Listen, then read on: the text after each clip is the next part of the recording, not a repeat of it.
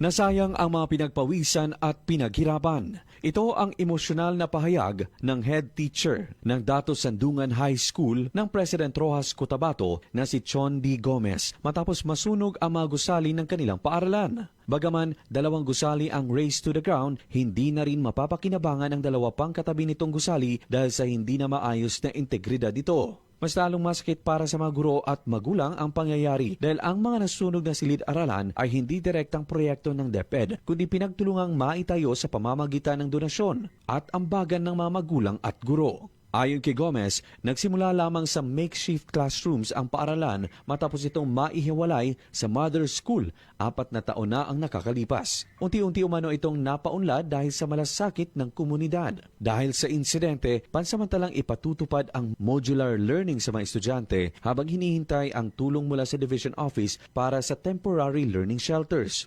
Naluyagit sir kay nang sayang kayo sir oy.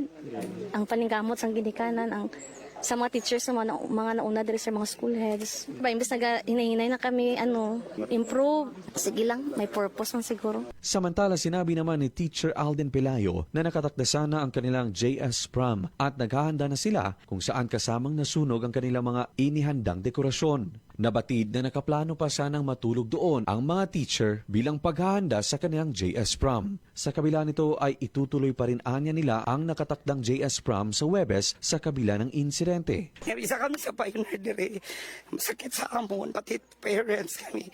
So, wala tayong mo. Kaya ari naman, padayon na lang yun, laban na lang yun. Sa ngayon, nananawagan ng pamunuan ng paaralan ng tulong mula sa lokal na pamahalaan at iba pang ahensya upang agad na maibalik sa normal ang operasyon ng paaralan at masiguro ang kaligtasan at tuloy-tuloy na edukasyon ng mga mag-aaral. Luigi Alan Totor, NDBC, Bida Balita.